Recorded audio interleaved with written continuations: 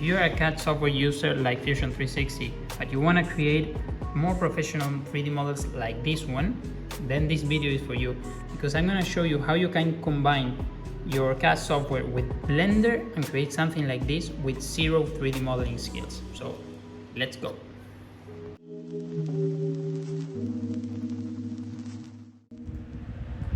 So you already probably know how to 3D model something like this.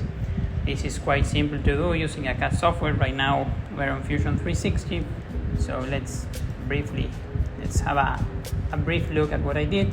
I had a sketch, I rotated the sketch, the same for the body, this is a rotation. Then I created another internal sketch because I wanted to create a cavity. Then I created this sketch for the dots, I rotated the sketch.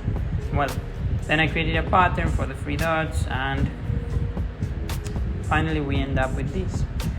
And this looks really good, and for this model it works great. But what if you want to give it a zombie look like I showed you before? Then you will need to have another set of skills. You will need to be able to use a 3D modeling software that is used for organic modeling, such as Blender. So now I'm going to show you how you can use Blender with zero skills whatsoever to give this the amazing look that you saw previously. So I'm gonna export only the body because I'm just gonna show you the body. I'm gonna export the body to the desktop. I'm gonna call it body, that's fine. And let's jump into Blender to show you the rest. Okay, so once you open Blender, we're gonna import the STL we just exported. I'm gonna move it because right now it's in the negative C space, and I want to have it in a positive C space. Otherwise, this grid is going to be all the time obstructing my view. Okay, now we're gonna go to sculpt mode, and we are gonna remesh this because right now, let me show you what happens if I try to sculpt something. It looks bad, and this is because the mesh is not dense enough. So we're gonna remesh it. 0.1 is fine. This will take a few seconds. We're gonna wait. Okay, but now if we use our brush, it works great. So next step, I want this thread to survive untouched, so I will have to mask it.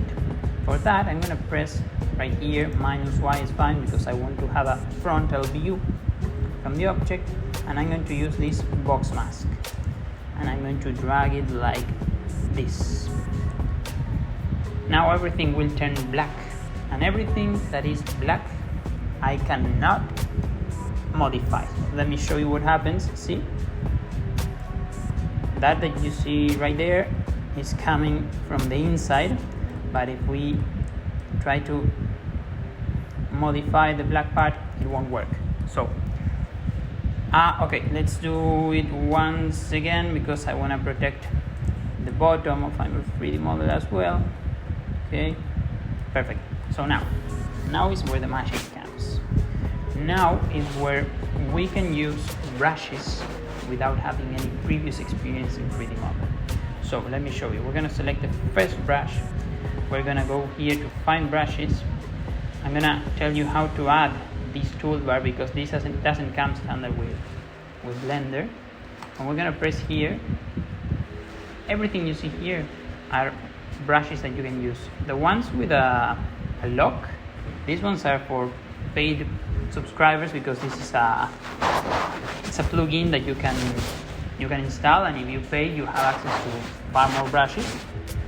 But in this case, I'm not paying for it because the ones that are free are good enough for me. So let's select, for example, this one, Scar with Staples.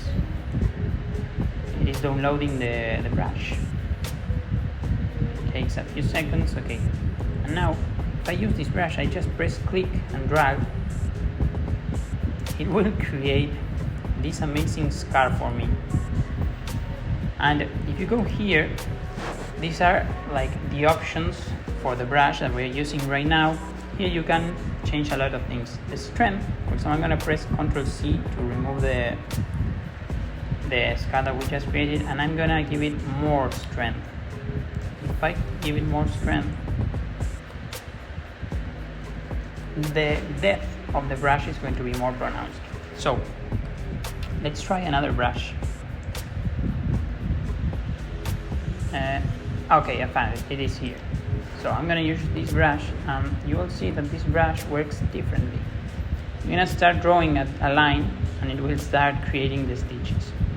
So that looks super good, and it took no effort whatsoever. I just clicked and dragged my mouse. Let's find another one. There are several types of stitches. As you can see, all of them work the same as the one we just used. There's a really cool brush that looks like flesh, exposed flesh. Let me find it for you.